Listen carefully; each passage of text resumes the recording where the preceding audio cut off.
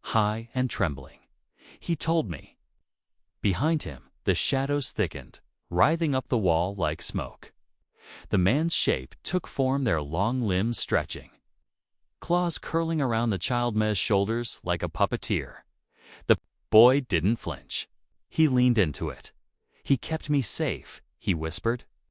All those nights you cried, all those times you begged your parents to believe you, he was the only one who listened. I shook my head violently. No, he used me. He fed on me. The boy's grin widened. His teeth were too sharp now, too jagged. Maybe. But you let him in. You whispered back. You wanted him? My stomach churned because he was right. I remembered it lying awake, terrified of the dark, until I answered the whispers in the walls, until I invited them closer, until the man became my only friend. Sophie tugged at me, her tiny voice shaking. Ethan, don't listen to him. I looked down at her and Liam, their small faces twisted in terror. And I realized that was why. The man wanted them because they were like me. Small, vulnerable, ready to believe. No, I said, louder this time, forcing my voice to steady. You're not me anymore. You're what he left behind. And I won't let him take them like he took me. The boy tilted his head, still smiling. You can't fight him. He's in you. He's in the walls. He's in everything. The shadows behind him surged, spilling across the cavern, stretching toward us. Claws burst from the mud, reaching for the children's ankles. I raised the knife, heart hammering. Then I'll cut him out. The boy's grin split wider, almost to his ears. Then you'll have to cut yourself. The man's laughter thundered through the cavern, shaking the earth, rattling my bones. The ground split open in jagged cracks, and through them I saw eyes. Dozens, hundreds, blinking up at me from beneath the earth, all watching, all waiting. The children screamed, and I knew this was the heart of it. The place where the man had been born inside me, and if I didn't end it here, none of us were leaving alive. Asterisk, asterisk, the cavern breathed around us. Every wall pulsed. Every vein throbbed with a sickly rhythm, like a giant heart beating beneath the earth. The eyes beneath the cracks blinked in unison, staring up, unblinking. The children clung to me so tightly I could feel their nails digging into my skin. And in front of us, the boy .me, he rocked on the filthy mattress, grinning wider than human jaws should allow. Behind him, the man's shadow swelled, stretching tall enough to scrape the cavern ceiling. His claws raked across the ribs and the walls, carving grooves that bled black ichor. Why fight it? The boy whispered, his voice too calm for this. Place, you already know how this ends. He always wins. I shook my head. My hand tightened on the knife, though it felt useless now, like a toy in a nightmare. No, I said. My throat burned, but I forced the words out. He only wins if I keep pretending he's stronger than me, but he's not. The boy tilted his head. His eyes glowed faintly, like the veins crawling in the walls. You were scared. That's why you whispered to him. That's why you let him in. You needed him. Sophie's little voice quavered beside me. Don't listen. He's lying. But I knew he wasn't lying. Not entirely. The memory slammed into me, being 8 years old, lying awake in my room, my parents screaming downstairs, fists slamming on tables, voices sharp and cruel. I was alone, terrified. I whispered into the dark. And the dark whispered back. The man didn't come to me. I called him. The boy's smile split wider. See, you were the doorway. You still are. The man's shadow unfurled, claws stretching, like roots through the floor, curling toward the children. Their screams rattled my ears. My body moved before my brain could stop it slashing at the shadow with the knife. The blade cut nothing. The claws kept coming. The boy laughed, clapping his small, dirty hands. You can't stab shadows. You can't kill him without killing me. And you don't want to kill me, do you? I froze, because he was right. Could I kill myself? Sophie tugged at my sleeve, eyes wide, tears spilling down her cheeks. Ethan, please do something. Liam clung to my leg, shaking so violently I thought he might collapse. The boy leaned forward, whispering, "Give them to him. They'll stop hurting. You'll stop hurting. Just let him have them. Just like you let him have you," I snapped. "No." My voice cracked the cavern. "You don't get to decide anymore." The boy blinked, startled for the first time. His grin faltered. I took a step closer, dragging the children behind me. "You're not me. You're what he made of me. You're what I left down here when I grew up. But I don't need you anymore." The boy's face twisted. His skin cracked. Like porcelain, splintering. His eyes widened, black sludge leaking out. "If you kill me," he hissed, "you kill yourself." The man's laughter bellowed overhead, deeper than thunder, shaking dirt from the cavern ceiling.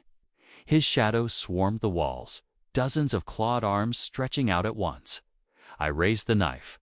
My hands shook, sweat stinging my eyes. Maybe he was right. Maybe I wouldn't survive. But then I looked at Sophie, at Liam, at their tiny, terrified faces, begging me to save them. And I realized, maybe that was okay. Maybe my job wasn't to survive. Maybe it was to make sure they did. I lunged forward. The boy shrieked, scrambling backward on the mattress. His smile returned, jagged and wild. "You can't kill me. You'll never." The blade plunged into his chest. The scream that ripped from his throat was not a child's. It was something ancient, inhuman, ripping the cavern apart. The walls convulsed, every eye snapping shut at once. The man's shadow lashed wildly, claws striking the ground inches from the children. The boy's body split open, shadow pouring out like smoke, writhing into the air, coiling around the cavern ceiling. His small face dissolved, bone showing through, until nothing was left but darkness, and the man screamed. The house his body screamed with him. The ceiling cracked. The walls buckled. Ribs snapped, veins burst, the whole cavern collapsing inward. I grabbed Sophie and Liam, pulling them against me, shielding them as the world fell apart. But the laughter came again, even through the chaos. Low, mocking, endless. "You can't kill me, Ethan," the voice hissed through the rubble. "You only killed yourself." And then everything went black. Asterisk, asterisk, silence. That was the first thing I noticed. No heartbeat of the walls. No whispering in the dark. No laughter echoing in my skull. Just silence. I opened my eyes, or at least I thought I did. The world was dim. Gray blurred at the edges. The smell of dust and damp earth filled my lungs. My head throbbed the children. I sat up too quickly, the cavern spinning around me. "Sophie, Liam." My voice cracked, echoing weakly. A tiny whimper answered. I turned, dawned.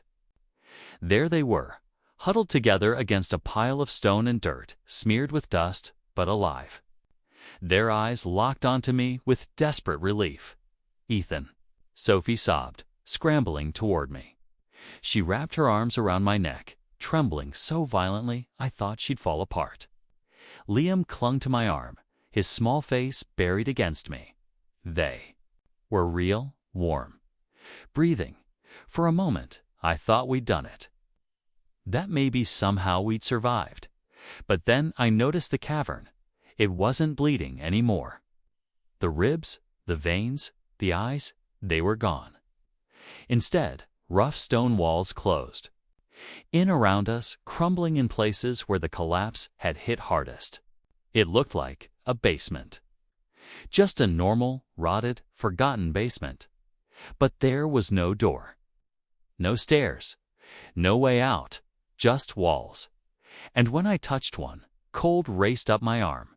The stone was too smooth, too polished, like it had been worn down by something pressing against it from the inside for years. Sophie noticed my face pale. "Ethan, what's wrong?" I forced a smile, though it felt like my lips might crack. "Nothing. We're safe now. We just need to find a way out." But Liam tugged on my sleeve, his little voice shaking. "We're not. He's still here." I froze. The cavern seemed to hold its breath, and then soft. Subtle a sound brushed past my ear, a whisper so faint I could barely tell if it was real. I never left. My stomach turned to ice. I spun, knife raised, but there was nothing. Just stone and shadow. The children clung tighter, their breaths quick and ragged. I pressed my forehead against the cold wall, closing my eyes, trying to breathe. Maybe it was in my head. Maybe it was the trauma. But then I heard something else. Footsteps. Above. Us, slow. Heavy. Measured dust sifted down from the ceiling with every step. The sound circled, pacing the floorboards above, back and forth, back and forth. Sophie's eyes widened. "Ethan, someone's upstairs." I wanted to tell her no, that the house was gone, destroyed with the man. But the truth was clearer than the stone pressing against my hand. We weren't free. We were still inside him, and the footsteps were proof he wasn't done. Not with me, not with them. The basement walls groaned, faint cracks spreading outward like veins, and from the ceiling, dust fell in soft, rhythmic patterns. Like breath, the house was breathing again. Asterisk, asterisk, the footsteps didn't stop. Back and forth, back and forth. Each step shook the dust loose from the ceiling, raining fine powder onto my hair, into my mouth. I could taste it bitter, chalky, stale. Sophie clutched my hand so tightly I thought she might snap my fingers. Liam whimpered against my side, his voice muffled. "I don't want to be here anymore. I don't want to." Neither did I. I scanned the basement walls. No windows, no doors, only stone. But something about the crack's thin lines spidering outward felt wrong, like veins, like the ones I'd seen in the house before it collapsed. My stomach churned. We weren't trapped in stone. We were trapped inside him, and the footsteps above, they weren't random. They circled, paced, stalked, like an animal waiting for its prey to tire. I pressed my ear against the wall. The stone was cold, but I thought just. Faintly, I heard something on the other side. A muffled sound, voices, not whispers. Not the man, human voices. I pulled back, heart racing. Sophie's eyes locked onto mine. "What is it?" I swallowed hard. "Someone's out there." Her face lit up with desperate hope. "Then we're saved. They'll help us get out." But my gut twisted. The voices were faint, distant, like they came through layers of walls, through dirt and bone. I couldn't make out words, only tones. A man and a woman, calm, conversational, as if they were in the living room, like the house was still there, still alive, and we were inside it. I backed away from the wall. No, this isn't right. It's not real." But Sophie shook her head violently.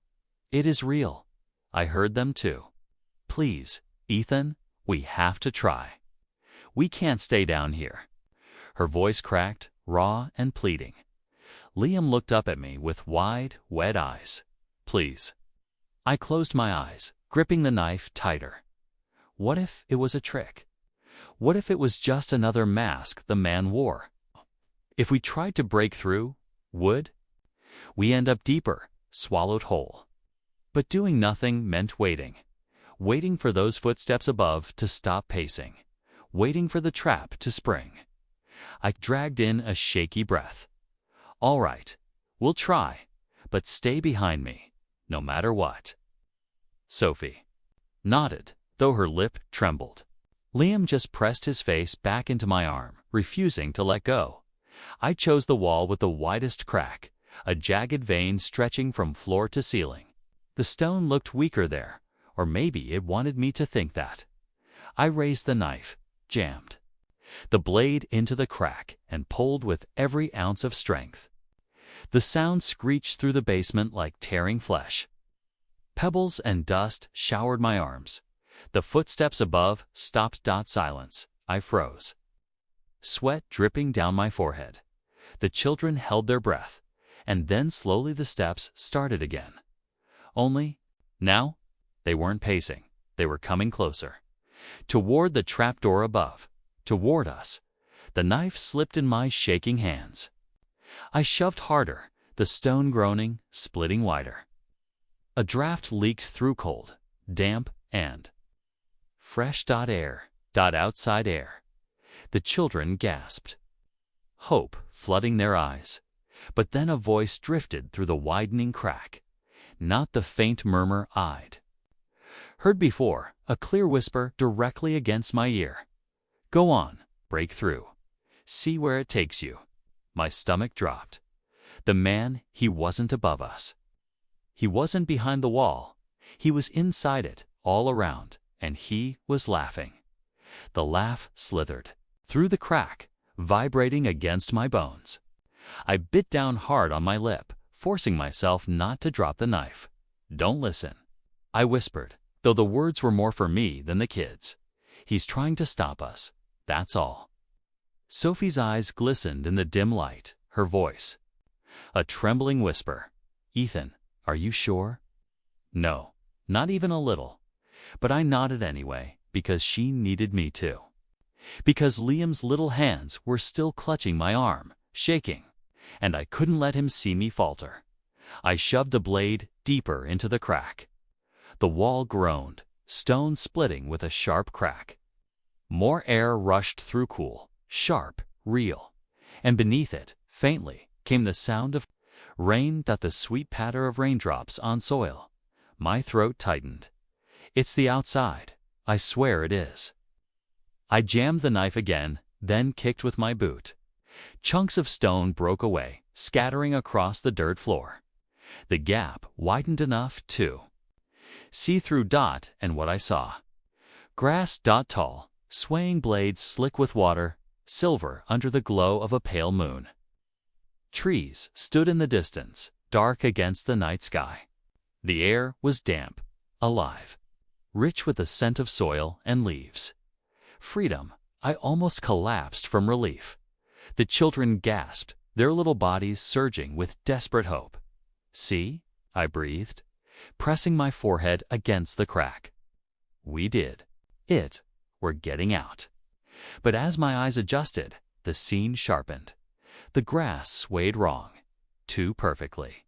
Every blade moving in sync, like strings pulled by the same hand.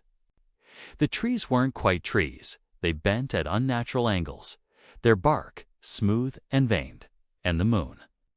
The moon blinked. I stumbled back, choking on my breath. It wasn't the outside. It was another mouth. The grass was hair. The trees were bones. The sky was a ceiling of pale, shifting flesh. The air that rushed in wasn't wind. Was it breath, cold and sweet, drawn from lungs that weren't mine? Sophie screamed. Liam buried his face in my shirt, sobbing. The gap in the wall yawned wider. The outside unfolding like lips parting, revealing a deeper tunnel of pulsing red. And then the voice came again. Not a whisper this time. A roar. You'll never leave. You're mine now. The ground shook. The wall burst apart, stones flying like shrapnel. I grabbed the children, shielding them with my body as the false sky split open, revealing the cavernous throat of something endless. It wanted us to crawl through, to be swallowed completely. And for a moment, I almost did, because the worst part wasn't the mouth, or the eyes blinking in the sky, or the way the earth itself throbbed beneath my knees. The worst part was what? I saw inside the tunnel shapes, human shapes, hundreds of them, crawling deeper into the belly of the thing, their movements slow, broken, mechanical, their faces slack, pale, and one of them, I swear to God, one of them looked like me.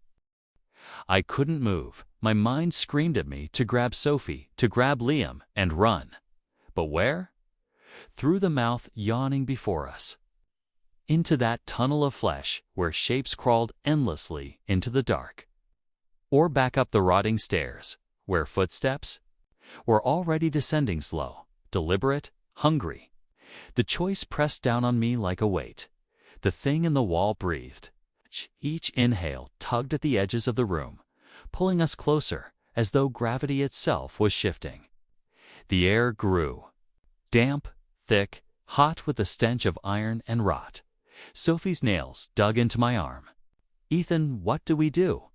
I forced myself to look away from the tunnel, away from the pale faces crawling deeper inside. My double among them had already turned, eyes blank, skin sagging. It beckoned without raising its hand. No, no, I wasn't going in there. I turned toward the stairs. The trapdoor above had opened. Something waited there. A hand curled around the edge, pale and long, fingers too many. Another followed. Slowly, it began to descend, each joint cracking as it bent, as if bones had forgotten how to be bones. The children whimpered. The thing paused halfway, its head lowering into the dim light. I froze. It wasn't faceless this time. It wore a face I knew. Mine, not slack like the crawling double in the tunnel, but smiling, wide, calm. My own eyes staring back at me with something cold behind them. He spoke in my voice. You'll never get them out. You'll only make them suffer longer. My throat closed. I couldn't breathe. The children clung to me, shaking, whispering my name like a prayer. And then the wall behind me pulsed again, the tunnel mouth sucking harder, pulling at our clothes, dragging pebbles and dust into its depths. Two choices, neither escape.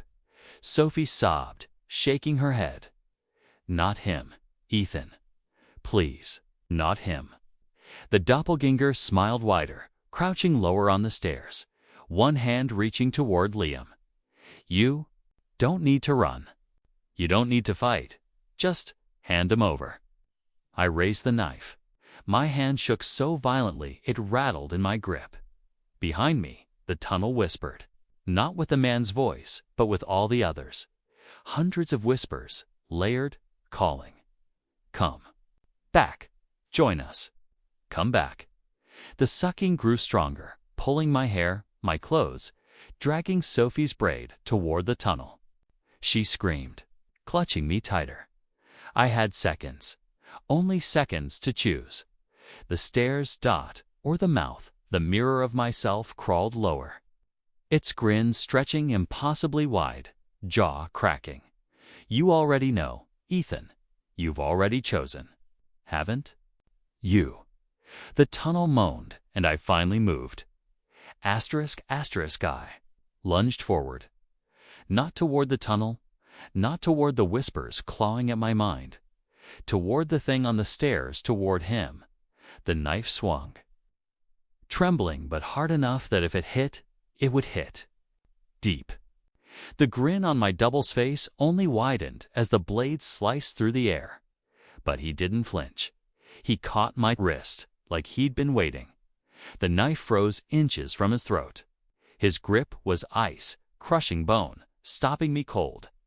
Our eyes locked, mine brown, bloodshot, human.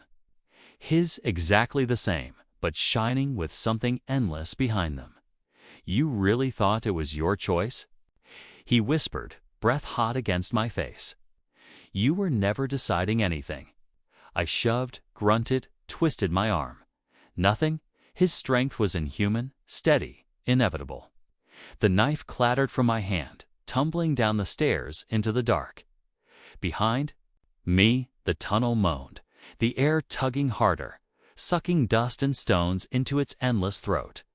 The children screamed. Sophie's voice cracked, raw with terror.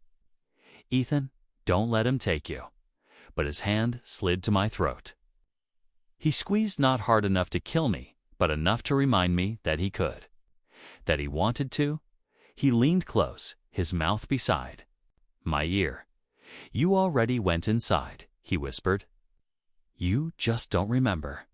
This is just the echo." My chest heaved. His words sank like hooks. Inside, already, echo. I glanced back at the tunnel, at the pale faces crawling, at the version of me dragging itself deeper. What if he was right? What if I wasn't standing here at all? The thought split me in half, made me dizzy. My knees buckled, but then Liam screamed, not a whimper, a shriek. His tiny body was sliding backward, his hands clawing at the dirt as the tunnel sucked him toward its mouth. I ripped free. I don't know how, maybe my double loosened his grip, maybe the panic gave me strength. But I tore away, diving, grabbing. Liam, just as his legs slid past the threshold, I yanked him back, clutching him against me. The tunnel screamed. A horrible, wet sound that rattled the walls. The doppelganger above roared with laughter. "You can't save them, Ethan. Not one of them. They belong to him." The tunnel sucked harder, the ground cracking beneath us. Sophie clung to my back, sobbing into my shirt. Liam buried his face against my chest, crying into me like I was the only thing in the world that mattered. And in that moment, I didn't care if I'd already lost. I didn't care if this was all an echo or a dream, or if I was already crawling with the others. I wasn't letting them go. Not now. Not ever. I braced my feet against the stones, wrapped both arms around the children, and screamed into the roaring dark. "If you want them, you'll have to take me first." Asterisk, asterisk, the ground beneath us split with a crack like bone snapping. The tunnel convulsed, its walls rippling like muscle, sucking harder, dragging dirt and stone into its yawning throat. The sound of crawling bodies grew louder, closer faces pressing against the surface, eyes rolling under translucent skin as they clawed. To get free, I pulled the kids tighter, anchoring us against the shaking earth, refusing to let go. The laughter above grew shrill. My double crouched on the steps, his grin stretching wider and wider until the corners of his mouth split. His skin peeled like paper, and beneath it darkness. Not blood, not bone. Just an endless void where my face had been. And from that void came a voice. Not a whisper, not an echo. The voice, the one the kids had been warning me about all along. "You should not have fought me, Ethan. You should have obeyed." The air turned heavy.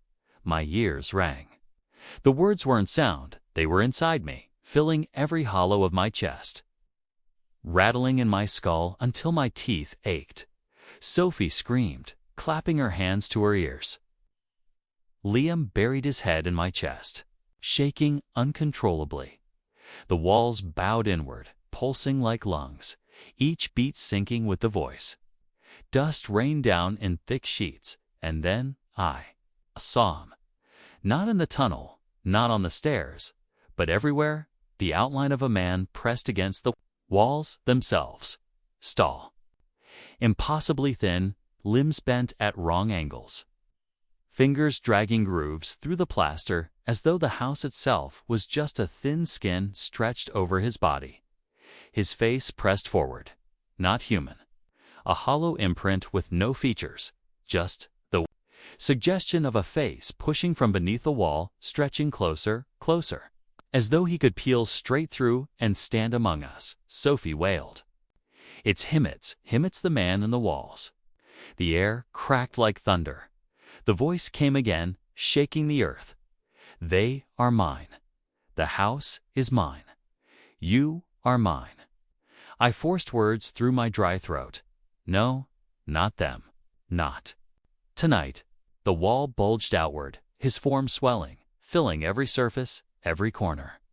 His hands reached out, dozens of them, clawing from the plaster, stretching toward the children. I swung my arms wildly, shielding them, screaming until my throat tore. But he didn't reach for me. He reached for them. A hand wrapped around Sophie's ankle, cold and wet, dragging her across the floor. She shrieked, kicking, clawing at the dirt. I grabbed her arms, yanking with everything I had. No, let her go. The walls moaned, cracking, splintering under his weight as though he was about to burst free. And then his face pushed fully through. Not an impression, not an outline. The wall split open, plaster raining down, and he slid out head first. Body dripping with dust and rot, arms too long, fingers brushing the ceiling. His featureless face turned toward us, tilting, studying. The man in the walls had come, and he was no longer content with whispers. Asterisk, asterisk, the man pulled free from the wall like he'd been crawling through layers of flesh, emerging piece by piece. His body stretched impossibly tall, shoulders scraping the ceiling, arms dragging across the floor like wet ropes. There was no face, only a smooth, pale surface where one should have been. No eyes, no mouth, just the faintest suggestion of features, like something half-formed, unfinished. Yet I could feel him watching me, and when he spoke, the sound wasn't from his head, vibrated through the walls. The floor, my bones. You have interfered long enough. Sophie sobbed, clinging to my shirt. Liam's tiny fists balled into my chest, his face buried in me. My heart hammered so hard I thought it would break my ribs. I stood, shaking, but I stood anyway. What do you want? My voice cracked, raw and defiant. Why the kids? Why this house? The man tilted his head. The smooth surface of his face rippled, like something shifting beneath skin. They hear me. They belong to me. Their blood keeps me. My stomach turned. His words made no sense, sand, yet they did. The house wasn't just old, it was a vessel. A cage, and the children weren't just targets. They were fuel. I have been here long before you. I will be here long after. Every wall, every floorboard me. They hear because I call. And now you have heard too. I shook my head violently. No, I'm not part of this. The man leaned forward. The faceless surface stretched close, inches from mine. You already are. The weight of his words crashed into me like stone. Images flooded my head, memories that weren't mine. Children, decades ago, crying in the same halls. Parents screaming. A fire, a collapse, and beneath it, him, waiting, always waiting. This house wasn't cursed. It wasn't haunted. It was his body, and the children weren't victims by accident. They were offerings. Every generation, more and more, pulled into the walls to keep him strong. I staggered back, clutching Sophie and Liam tighter. My throat burned with the taste of dust and rot. No, I rasped. Not tonight, not them. The man's faceless head tilted again, impossibly slow. Then it will be you. His arm shot forward. Too fast, too long. Fingers like blackened branches wrapped around my chest. Squeezing. I gasped. The air punched from my lungs, my feet dangling off the ground. The kids screamed, trying to hold on to me, but I slipped from their grasp. The man lifted me high, pressing me toward the ceiling, his strength inescapable. You will feed me. My vision blurred. My chest caved under the crushing grip. My ribs creaked, about to snap, but somewhere beneath the ringing in my ears, I heard Sophie's voice, high, desperate, cutting through the dark. Ethan, don't let him. You're not his. Something inside me snapped. Not my ribs, my fear. I clawed at the man's arm, my nails digging into the cold, rubbery surface of his skin. And to my shock, he flinched. The surface of his arm rippled where I scratched, like water disturbed for the first time. He pulled back. I hit the ground hard, coughing, clutching my chest. The man loomed, his faceless head tilting again, as though curious. The walls groaned. The tunnel behind me roared. But for just a moment, he hesitated. And in that hesitation, I knew one thing. He could be hurt. Asterisk, asterisk. The man staggered back a step, if you could call it a step. His body didn't move like a person's. It folded, bent, twisted, joints snapping, at angles that shouldn't exist. His faceless head tilted again, as though weighing me. Curious that I had fought back.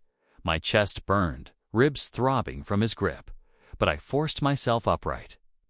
Sophie clutched Liam tight behind me, her face streaked with tears. "You see that?"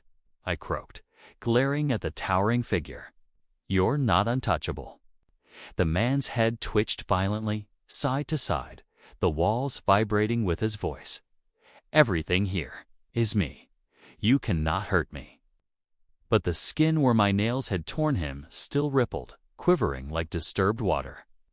And for the first time I saw cracks forming in the wall behind him. The children had been right all along.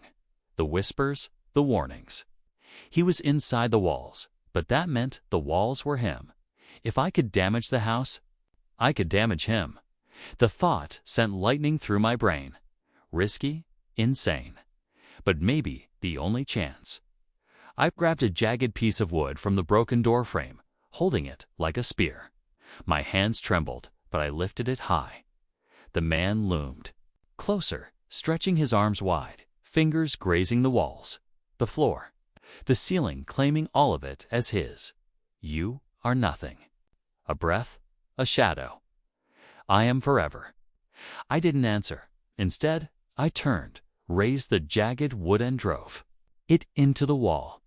The sound that erupted wasn't just wood splitting. It was screaming, not from the kids, not from me, from him. The walls shuddered violently, bloodless cracks ripping across the plaster, black ichor seeping like veins bursting open. The man reeled, his faceless head snapping back as if struck. I ripped the wood free and slammed it in again and again. Every strike sent shockwaves through the house. The wallpaper peeled, the floorboards buckled, and the tunnels roared like they were collapsing inward. The man staggered, his enormous limbs flailing, his smooth face twitching as fissures formed across its surface. But his voice came booming. Furious, ENOUGH. The ground split open beneath me, a gaping maw of earth and darkness sucking downward. The kids shrieked, clutching each other as the floor tried to drag us in.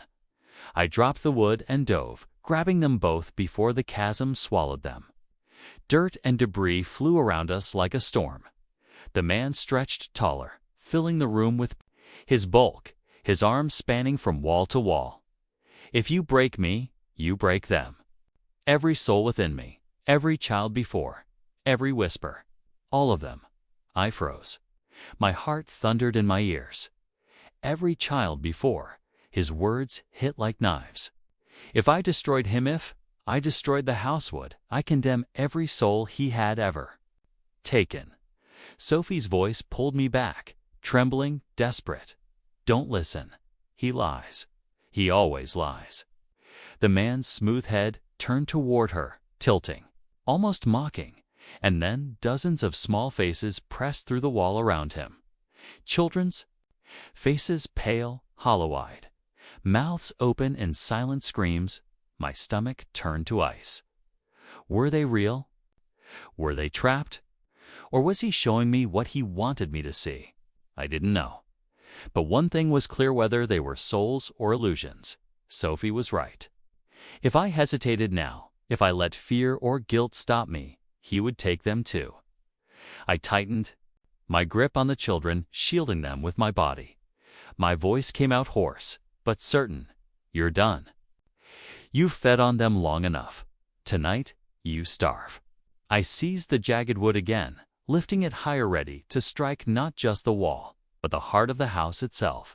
And for the first time, the man stepped back. Asterisk, asterisk, the man recoiled. The smooth surface of his face trembling like a disturbed pond, but his presence still filled the room, vast, suffocating, endless. I raised the jagged wood again and drove it into the wall, straight through cracked plaster into rotten studs. The house screamed. The walls bled black ichor, spilling down in sticky rivulets, the wallpaper peeling back in sheets. The floorboards heaved like ribs expanding with breath, and the man howled. Not just in sound, his entire form convulsed, twitching and unraveling, parts of him flickering in and out of the walls. One moment he was towering above me, the next he was the house itself, his limbs stretching like beams, his body indistinguishable from the structure. Sophie clutched Liam, crying out as the ceiling above them sagged, threatening to collapse. "You do not understand," the man thundered, his voice echoing from every wall, every board, every nail. "To kill me is to kill them all. Their whispers, their cries. They will vanish with me. You will silence every child I have taken." The walls pulsed, bulging with small shapes pressing outward, tiny hands, faces, dozens of them. Some I thought I recognized from old photographs scattered through the house. For a split second, my strike faltered. What if he was right? What if ending him erased those children forever? But then Liam's tiny voice pierced through, muffled against Sophie's shirt. "Don't stop, Ethan. Please.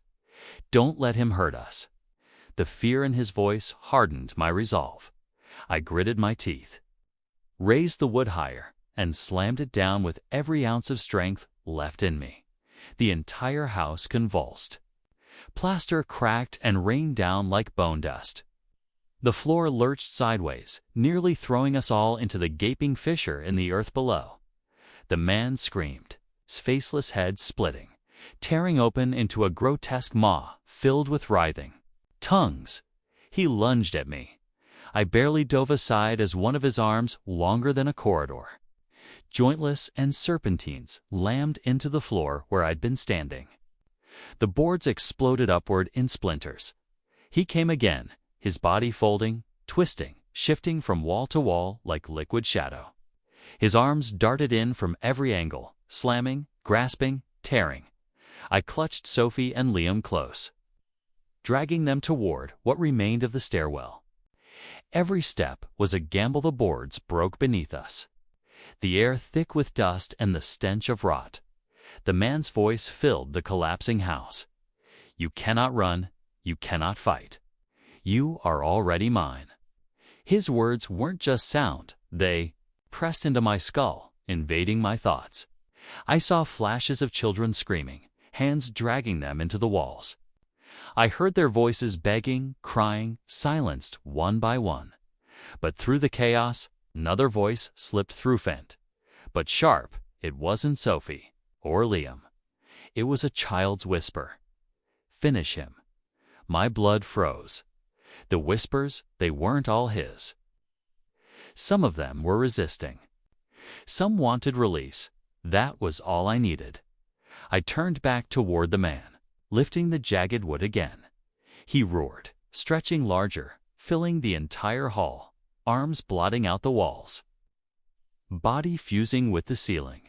I screamed with him, charging forward, and drove the wood deep into the wall, deeper than before, piercing through plaster, through bone-like wood, into the very foundation of him. The house convulsed violently. Windows shattered in unison, glass exploding outward. The floor buckled like it was tearing apart from the inside.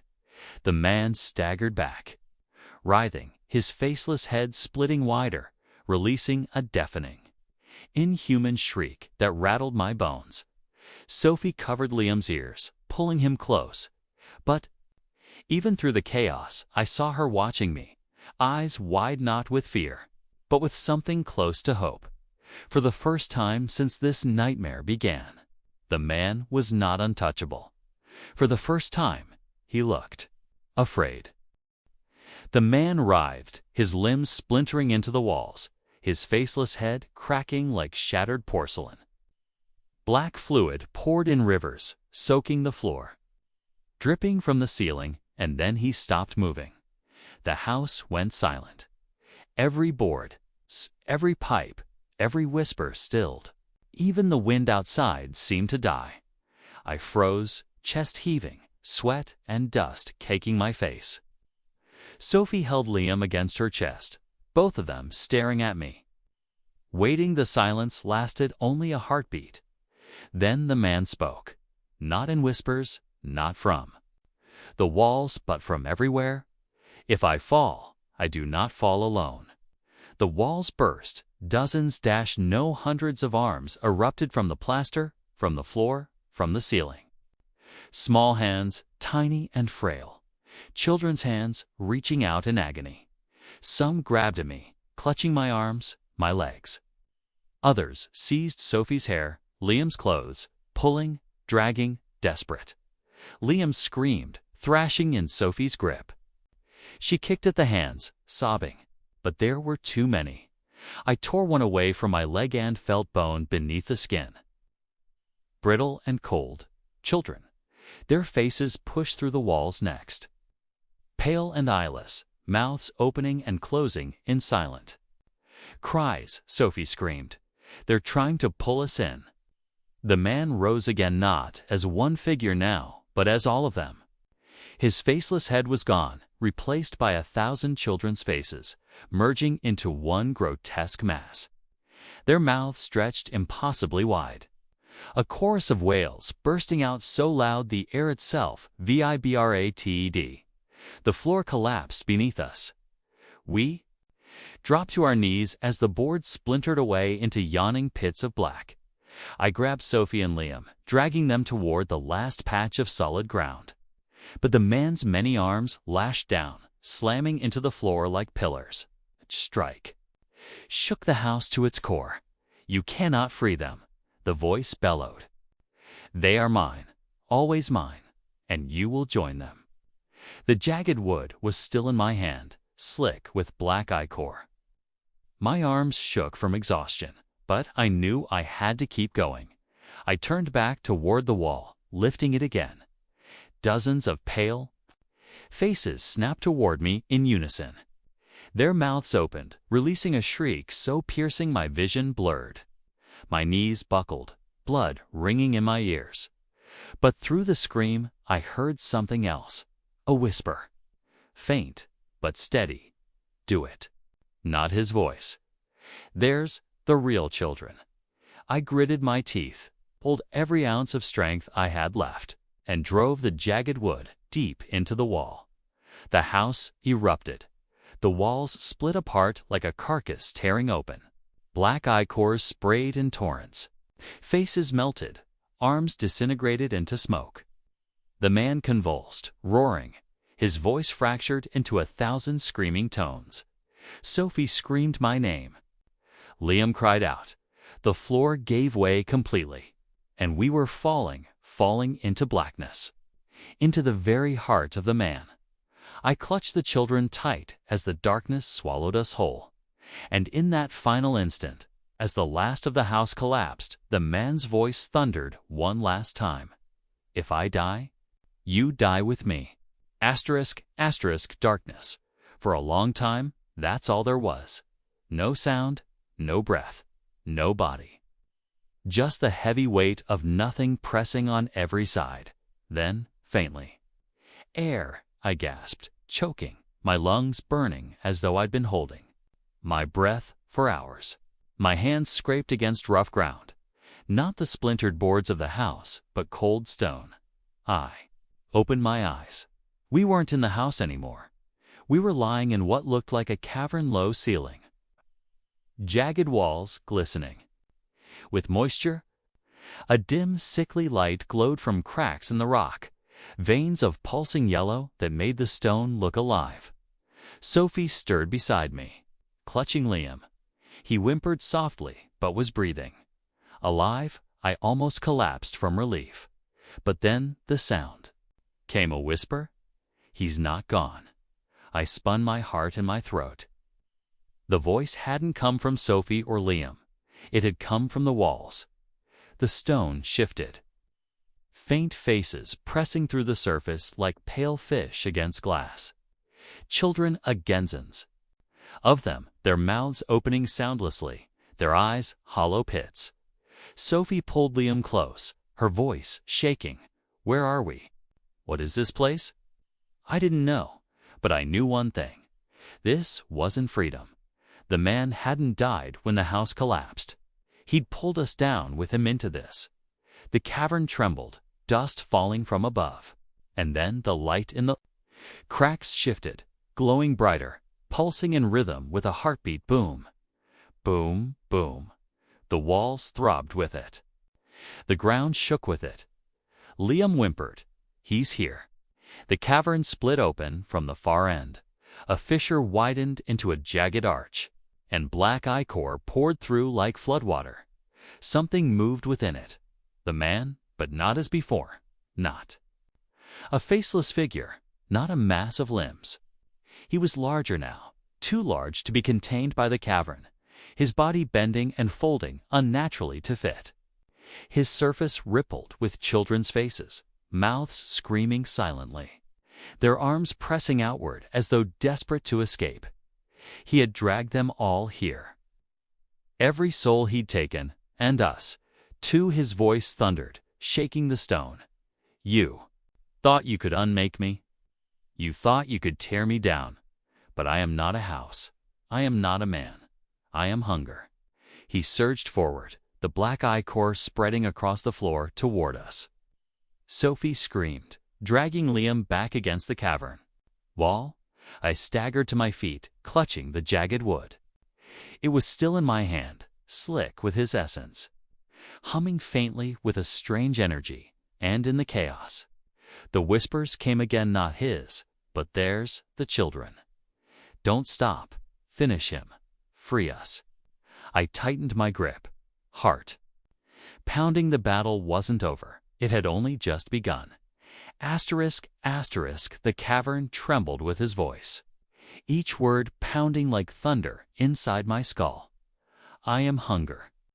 I am forever, and you are nothing. The man's massive body pressed against the stone, his surface rippling like boiling tar. Faces swam beneath it. Children's faces, their eyes wide with terror. Their arms pushed outward, trapped in his flesh, straining for freedom. The black ichor spread across the cavern floor, thick and slow like molten tar. It carried with it a stench so foul my stomach lurched, trotting earth. Wet decay, the sourness of blood left too long in the heat. Sophie pressed Liam against the cavern wall, her eyes locked on the advancing tide. He's going to swallow us, she whispered, her voice breaking. I raised the jagged wood in my hand. It glowed faintly now, pulsing in time with the whispers of the children. Fight.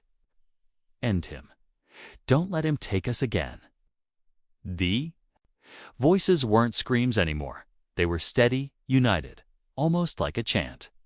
For the first time since stepping into that house, I felt something cut through the terror strength. The man surged forward, his form stretching impossibly, filling the cavern like a storm cloud pressing against the earth.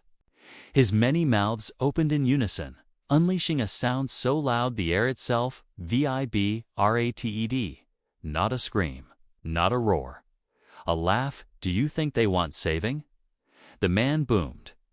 They begged me to take them, to hide them, to keep them. They are mine. Because they chose to be mine. The faces writhed violently beneath his surface, their mouths opening in silent denial. The voices in my head grew louder. Lies. We never chose him. We never wanted this.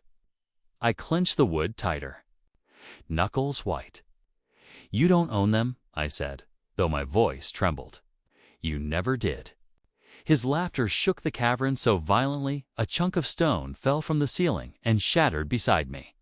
You cannot kill what does not die. He lunged.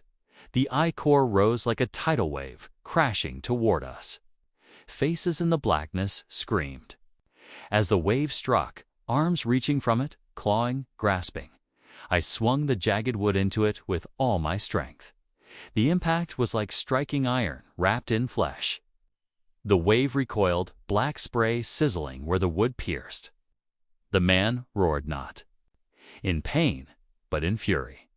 You are mine now too. Tendrils shot out from the ichor, lashing around my arms, my legs, pulling me toward the tide. My body convulsed, bones creaking under the pressure. Sophie screamed my name, clutching Liam tighter. The children's whispers rose louder than ever, no longer faint, no longer distant. They filled my skull, my chest, every fiber of me. Don't give in. One more strike. Free us. The wood burned hot in my hands, pulsing with their rhythm. I gritted my teeth, fought against the tendrils dragging me down, and raised it high overhead. This was it. Either I freed them, or we all vanished into him forever. Asterisk, asterisk, the tendrils pulled tighter, wrapping around my arms, my chest, my throat. My feet left the cavern floor, dragged toward the writhing black mass. I couldn't breathe. The air was thick, clogging my lungs with the stench of rot. My vision blurred as the ichor's faces swarmed closer, children crying, mouths open in silent screams. Sophie's voice cut through the chaos. Ethan, don't let go. The jagged wood seared against my palm, burning like fire. But I refused to release it. The children's voices grew louder, no longer whispers, but shouts, angry, defiant, desperate. End him. Strike the heart. We will help you. Cavern shook violently. The yellow veins in the walls flared, pulsing faster, brighter, until the whole chamber throbbed with light like a massive, beating heart. The man's voice thundered. You are too small. Too weak. You cannot fight hunger. You cannot fight eternity. His massive body surged forward, filling the cavern, his many mouths stretching into grotesque grins. But amid the horror, I saw it just for a moment in the center of his chest. Hidden beneath the shifting tar, a void. A hollow spot where the faces didn't reach. A black core pulsing faintly like a dying ember. The heart. I gritted my teeth, fighting the tendrils crushing me, and raised the jagged wood high. Then let's see if eternity bleeds, I rasped. I drove the wood down with everything I had. The world exploded. A shockwave blasted outward, flinging ichor in every direction. The tendrils snapped away from me, writhing as though burned. The cavern walls cracked, stone shattering into fragments that rained down like glass. The man screamed. Not laughter. Not lies, pure, unfiltered agony. The faces in his body wailed, then began to peel away, ripping free from the black tar. Children's shapes, translucent, glowing faintly, spilled out like sparks from a fire. He tried to clutch them, but they slipped through his grasp, flying upward toward the cracks in the cavern ceiling. No, he howled. You are mine. The children's voices surged all at once, a roar of defiance. We are free. The jagged wood blazed white-hot in my hand, and I thrust it deeper into the void. The man convulsed, his massive form collapsing inward. The ichor shrieked as if alive, shrinking, curling into itself until the towering monstrosity was nothing more than a writhing knot on the cavern. Floor dot, then dash silence. The black mass dissolved into mist, vanishing as though it had never been. The cavern was still. I collapsed to my knees, gasping for breath. My body trembled, every muscle screaming in pain. But the whispers were gone. The weight was gone. I looked up. Sophie was clutching Liam, tears streaking her face. She met my eyes, and Whispered, "Is it over?" I wanted to say yes, but before I could answer, the cavern groaned, stone cracking and falling around us. The glowing veins began to fade, plunging us back into darkness. The ground split beneath my feet. We had freed the children, but the cavern was collapsing, and I didn't know if there was a way out. Asterisk, asterisk, the floor split wide beneath me. A jagged crack tearing through the cavern like a mouth opening to swallow us whole. Heat gushed up from below, thick and sulphurous, filling my lungs. "With poison, run!" I shouted, forcing myself to my feet. Sophie clutched Liam against her chest, eyes wide in the dim light. Stones rained down from above, each impact sending shudders through the ground. We sprinted across the uneven rock, dodging falling debris. The once pulsing veins on the walls flickered, their glow dimming, throwing us into near darkness. I could barely see the path ahead, just shadows, jagged stone, and the faint glimmer of Sophie's hair as she ran before me. The cavern roared like a living thing. A chunk of ceiling tore free and crashed where I'd been standing a heartbeat earlier, shattering into shards that cut across my face. Warm blood blurred my vision. I staggered but pushed forward.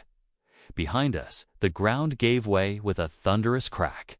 The fissure spread, swallowing the black remnants of the man's body into the fiery depths below. But just before it vanished, I swore I saw it twitch. A ripple, small but unmistakable. Not dead, not yet.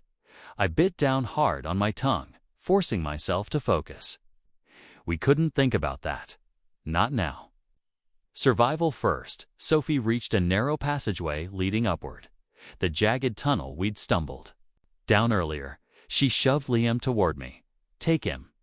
I grabbed the boy, his tiny arms wrapping around my neck like a vice. His small body trembled, but his face pressed into my shoulder, trusting me, trust I couldn't afford to betray. "Go," I barked at Sophie. We scrambled into the tunnel, jagged rocks cutting into our skin as we crawled. Behind us, the cavern floor roared and collapsed into nothingness. The air grew hotter, thicker. My lungs burned, each breath like swallowing fire. My arms shook under Liam's weight, but I dragged myself upward, scraping knees, elbows, palms raw against stone. At last, a faint shimmer of moonlight appeared ahead. The surface. Sophie sobbed when she saw it. "We're almost there." The tunnel. Narrowed rocks pinching us in. My shoulders scraped painfully against the walls as I forced myself through. Lungs screaming, blood soaking into my shirt. The opening widened into the cellar.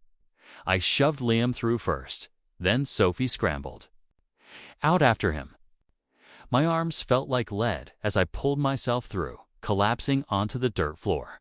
The cavern below let out one final roar, a sound that wasn't stone, wasn't earth, but a voice. "I am not gone." The ground beneath the house shook violently, then fell silent. We lay there in the cellar, gasping, trembling, covered in blood and dust. Sophie's voice broke the silence. "Ethan, was that really the end?" I looked toward the trapdoor, where moonlight spilled faintly through the cracks, and for the first time since stepping into this nightmare, I didn't have an answer. Asterisk, asterisk, we lay in the cellar for what felt like hours, too weak to move, too afraid to speak. The silence pressed in, broken only by the sound of Sophie's uneven breathing and Liam's tiny whimpers as he clung to my shirt. At last, I forced myself to stand. My legs trembled under me, my body a patchwork of cuts and bruises. But we couldn't stay here. Not in this house. Not with the dirt floor still trembling faintly, as if something below was still shifting in its sleep. "We need to leave," I whispered. My voice was raw, shredded from screams I didn't remember making. Sophie nodded without argument, her eyes hollow but determined. She helped me lift the trapdoor, and together we climbed the steps into the house. The kitchen was exactly as we'd left it, silent, still, ordinary, as though nothing had happened beneath its foundations. The table stood with its half-empty glasses of water. The clock ticked calmly on the wall. It almost felt obscene. The world above had no idea what we'd just crawled out of. We crossed the hallway slowly, each step creaking, every shadow threatening to move.